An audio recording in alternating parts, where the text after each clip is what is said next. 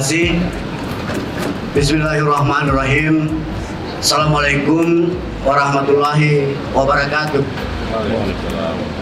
Alhamdulillah, tiada henti-hentinya kita panjatkan kehadirat Allah Subhanahu wa Ta'ala, karena pada sore ini kita masih dapat bertemu bersilaturahim dalam rangka pendaftaran kami sebagai bakal calon anggota DPD RI untuk pemilu 2024 yang akan datang. Salawat dan salam tak lupa pula kami haturkan kepada junjungan alam yang mulia Nabi besar Muhammad Sallallahu Alaihi Wasallam, Rasul akhir zaman yang telah mewariskan kita risalah tentang jalan lurus terang benderang ihdinas siratal mustaqim, sebagaimana kita meyakini tentang kebenaran cahaya Islam, khususnya bagi kita umat pengikutnya, insya Allah hingga yaumil akhir kelak. Bapak Ibu hadirin sekalian yang kami hormati, khusus kepada rekan-rekan media, pada hari ini kami telah menyampaikan persyaratan administrasi pencalonan. Kenapa kami tampil dalam kontestasi ini? Tidak lain adalah dalam rangka untuk berkhidmat bagi Provinsi Nusa Tenggara Barat, bagi dua pulau besar kita, bagi tiga suku besar dan warga Provinsi Nusa Tenggara Barat pada umumnya. Kami tampil di forum ini, di mimbar ini, dalam rangka memberikan sumbangsi terbaik kami bagi Provinsi Nusa Tenggara Barat, bagi seluruh warga Nusa Tenggara Barat yang kami cintai dan kami banggakan. Karena pada Dewan Perwakilan Daerah kami melihat ada forum besar yang mesti diisi dengan ide dan gagasan besar. Apa itu? Di dalam Undang-Undang Dasar Negara Republik Indonesia tahun 1945, di dalam pasal 22D disebutkan bahwa DPD sebagai bagian kelompok legislatif itu memiliki hak-hak legislasi yang setara dengan DPR RI, yang mana DPR RI mewakili kepentingan partai politik, sementara DPD RI mewakili kepentingan daerah pada umumnya.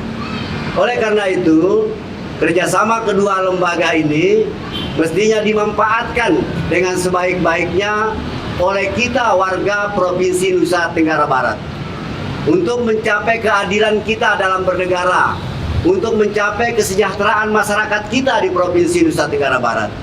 Hak legislasi yang dimiliki oleh DPD RI mestinya dapat dimanfaatkan untuk kepentingan pembangunan kita, untuk kepentingan kesejahteraan masyarakat kita di Provinsi Nusa Tenggara Barat. DPD RI sebagai lembaga legislatif yang memiliki hak legislasi dapat dititipi amanah-amanah besar oleh warga Provinsi Nusa Tenggara Barat ini, baik di bidang otonomi daerah, di bidang pengembangan sumber daya alam kita, di bidang pengembangan perimbangan keuangan daerah kita, karena DPD di dalam Undang-Undang Dasar Konstitusi Negara disebutkan bahwa DPD RI memiliki kewenangan-kewenangan yang demikian besar, baik dalam rangka mengevaluasi otonomi yang sedang berlangsung, mengevaluasi dan mengawasi regulasi tentang otonomi daerah dan berbagai regulasi-regulasi lain yang terkait dengan perimbangan keuangan bagi daerah kita. Ada banyak yang dapat kita lakukan secara bersama-sama di DPD RI terkait dengan pemerintah dan terkait dengan masyarakat di daerah kita. Kita punya daerah yang beberapa tahun terakhir diaspirasikan oleh masyarakatnya untuk dikembangkan. Misalnya Kabupaten Lombok Selatan, ya, kemudian Kota Samawaria, ya, kemudian Kabupaten Bima Timur, dan juga Provinsi Pulau Sumbawa. Terkait dengan hal-hal itu, DPD memiliki kewenangan untuk melakukan realisasi baik perjuangan, penyerapan aspirasi, hingga terwujudnya pemekaran itu. Tergantung bagaimana wakil yang kita kirim untuk memperjuangkan aspirasi dimaksud. Di bidang perimbangan keuangan daerah antara pemerintah pusat dan pemerintah daerah, DPD memiliki kewenangan yang demikian besar, baik dalam rangka mengevaluasi undang-undang dan seluruh regulasi turunannya, ya, membuat undang-undang baru apabila regulasi-regulasi maupun undang-undang yang ada dianggap tidak adil.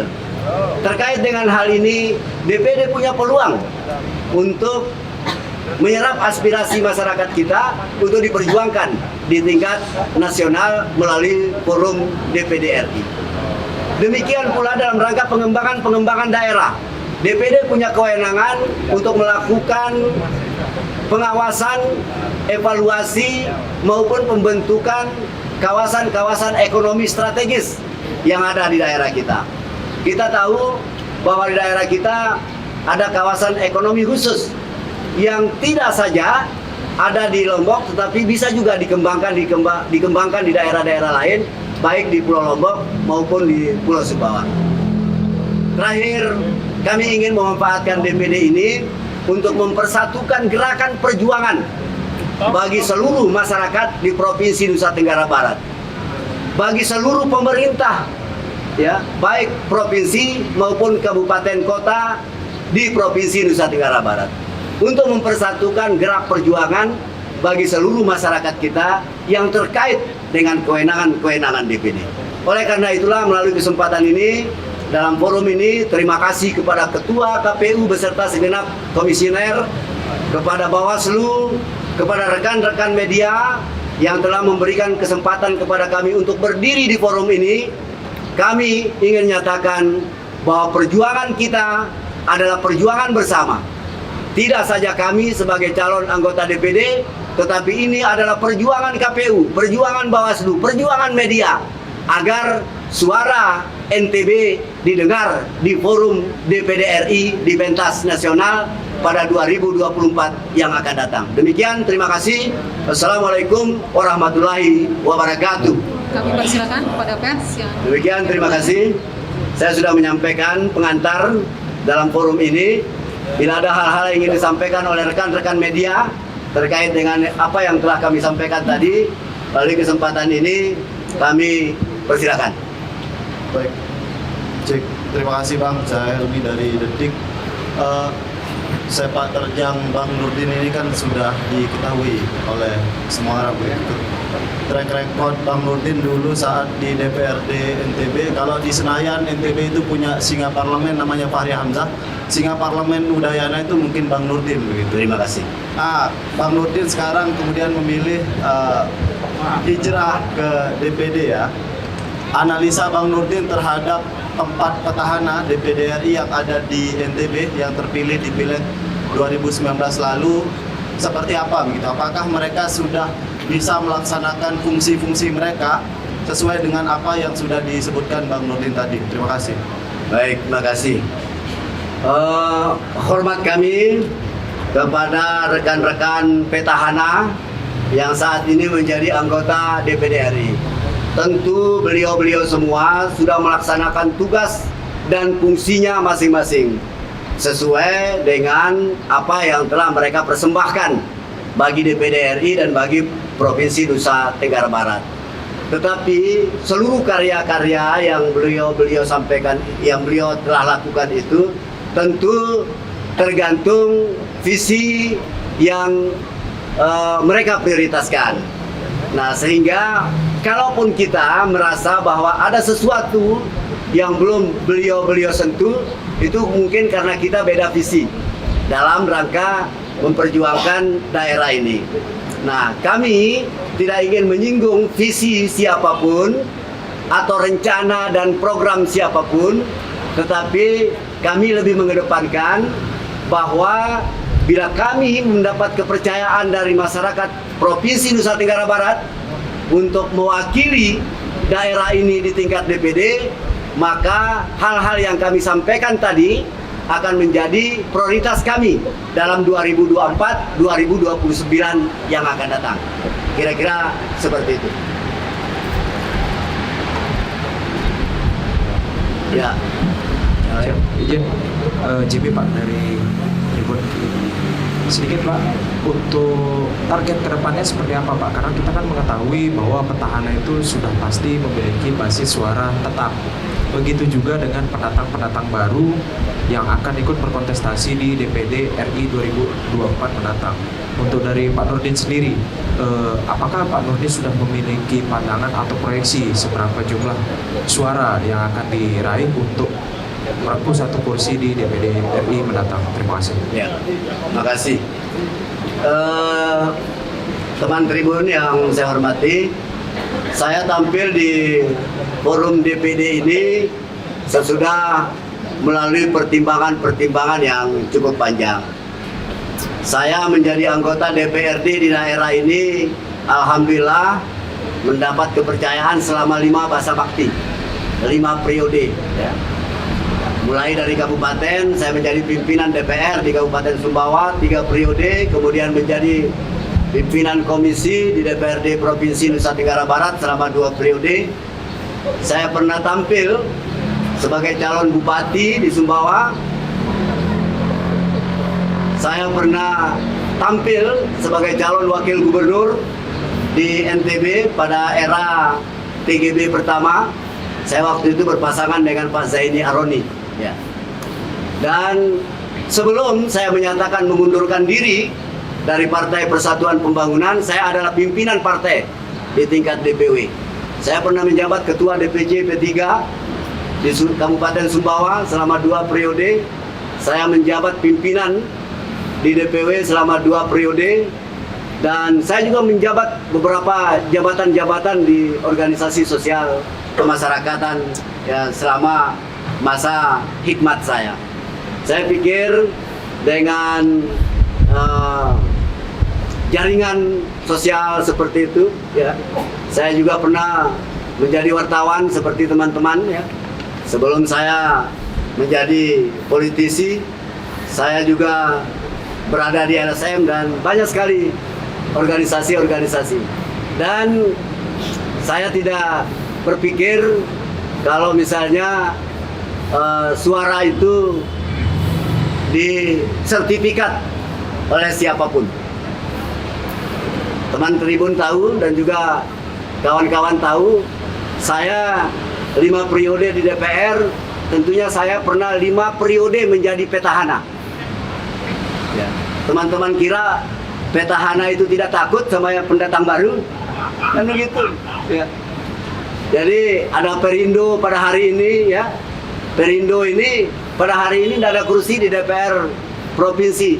Mungkin juga di kabupaten kota tidak ada. Tapi apa teman-teman kira bahwa partai politik lain tidak ngeri juga terhadap Perindo ini? Jadi kira-kira seperti itulah, ya. Karena suara ini kan tidak disertifikat, ya Pak, ya. Tidak ada sertifikat suara ini. Nah, sehingga Perindo dan Nurdin Ranggabarani itu juga berkesempatan untuk memenangkan pemilu 2024. Kira-kira seperti itu. Ya. Saya Pak sedikit, saya Andi dari Sore DD. Salam sama Pak TGB, Pak, ya. Salam sama TGB, beliau sahabat saya, ya. Saya ikut memperjuangkan Maulana Syekh menjadi pahlawan nasional. Saya adalah pengusul pembukaan nama Bandara Internasional Lombok itu menjadi Bandara Zainuddin Abdul Majid. Itu asal atas usulan Nurdin Ranggabarani. Jadi saya punya modal sosial di Perindo. Ya, saudara boleh tanya. Ya, saudara boleh tanya. Saya demonstrasi di depan DPRD Provinsi Nusa Tenggara Barat. Saya menjadi pembicara bersama Bapak Rosyadi untuk menggugat DPRD agar segera memberi nama bandara itu menjadi Bandara Zainuddin Abdul Majid. Ada yang hadir pada saat saya orasi ya? Hadir semua itu. Lanjut Pak. Jadi beliau bisa bagi suara, sebagian ke Pak Rabi, sebagian ke saya. Silakan Soalnya tidak ada teman Pak Rabi selanjutnya. berjuang kalau disuruh sendiri ke sana. Harus berjuang bersama Nurdin Ranggabarani. Ada lagi teman-teman yang lain? Silakan satu lagi. Lagi lah. Ya. Satu cukup. Biar lebih panjang kita bicara di sini dan Perindo lebih banyak tepuk tangan. Oke, terima kasih. Bang terakhir Bang. Ya, silakan. Ya, Ya, di gimana nih? DPD ini selama ini dipandang oleh masyarakat agak lemah gitu. Ya, di sini, Ini kata Anda ya. ya. Ini dari mewakili masyarakat. Ya, mewakili masyarakat. Ya. Tapi ketika kita konfirmasi ke yang sedang duduk, mereka selalu berlindung di balik lemahnya kewenangan dibandingkan dengan DPR RI, terutama terkait dengan keberimbangan keuangan misalkan. Mereka hanya punya kewenangan mengusulkan, tapi untuk menetapkan itu tidak ada di tangan mereka. Nah, kemarin juga kita dengar dari Pak Hamzah itu mengkritik wakil-wakil kita di sini yang ada di DPR RI juga meskipun memiliki kewenangan yang besar, tapi juga tidak maksimal gitu.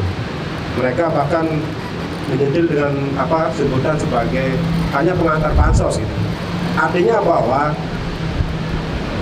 abang melihat wakil-wakil kita yang ada di pusat sekarang ini ketidakmaksimalannya untuk berbuat di NTB itu apa karena kewenangan yang lemah atau memang orang-orang yang duduk hari ini itu tidak maksimal gitu. Itu perlu penegasan Bang, karena kalau jawaban-jawaban abang yang tadi itu agak normatif sama aja dengan calon DPD yang lain. Kami butuh jawaban yang lebih logik Bang. Terima kasih. Assalamualaikum warahmatullahi wabarakatuh. Jadi begini, Bung. Ya. Saya kenapa dia? Tes. Tes satu. Ya. Tadi direkam nggak omongannya teman kita wartawan ini, ya? Jadi katanya tadi ada kata masyarakat yang mengatakan bahwa DPD lemah, kan begitu tadi ya? Jangan dibalik-balik nanti, sehingga mengatakan Nurdin bilang DPD lemah, bukan. Andi bilang tadi ada masyarakat yang mengatakan bahwa DPD lemah. Tanggung jawab ya? Ya. Kalau lemah, cari yang kuat. Gitu, itu aja. Kalau yang ada lemah, cari yang kuat. Ya. Mengenai soal kewenangan yang dikatakan lemah dan lain sebagainya, kalau menurut saya tidak ada kewenangan yang lemah. Ini tergantung yang megang kewenangan itu. Ya. Tergantung yang memegang kewenangan itu. Oleh karena itu, serahkan pada ahlinya. Karena setajam apapun pedang, ya, kalau bukan dipegang oleh pemain pedang, itu tidak akan bisa bermanfaat apa-apa. Jangan-jangan bisa melukai diri sendiri saja. Ya. Oleh karena itu, serahkan kepada ahlinya. Karena tergantung bagaimana kita memainkan peran itu. Ya. Kalau misalnya sekarang ada warga masyarakat yang komplain bahwa DPR kita lemah, jangan pilih yang lemah lagi. Masa sudah beredar isu, beredar asumsi, beredar pendapat yang diyakini oleh umum bahwa DPD kita hari ini lemah, kata Andi tadi. Ya. Selalu harus saya katakan seperti itu. Ya, kalau lemah yang hari ini ganti semua. Pilih yang kuat-kuat, tampil di sana supaya maksimal. Kalau tumpul, cari yang tajam. Kira-kira seperti itu nih. Dan salah satu yang perlu Anda tahu itu yang seperti yang saudara katakan tadi itu, insya Allah kalau kemudian kami diberikan kesempatan untuk tampil di DPD, maka lemah, tumpul itu akan kita asah supaya tajam, yang lemah akan kita perkuat, insya Allah. Satu Bang, satu lagi. Ya, silakan Pak. Ya, izin. Dari media mana Pak? Arul Bang. Oh, Arul. Ya, izin Bang. Ya. Karena ini pamungkas Bang, DPD Bang, adalah abang terakhir, makanya kita perlu banyak bertanya ini. Ya. Satu Bang, mungkin Bang yang kita tanyakan, targetnya abang tuh berapa Bang suaranya Bang? Targetnya abang berapa? Karena kita lihat Bang dari variabel pemilu sebelumnya itu banyak DPD itu Pak paling maksimal 2 yang lolos Pak. Ya. Masih akan tumbang kira-kira. Ya. Nah, kemudian siap nggak Abang kalah dan menang Pak? Nah, itu yang kedua Bang. Yang tinggal lagi, apakah Abang akan menggunakan politik uang apa tidak untuk pemilu untuk suara Abang? Terima kasih. Assalamualaikum warahmatullahi wabarakatuh. Baik, terima kasih. Jadi di DPD ini kita tidak bicara soal berapa jumlah, ya.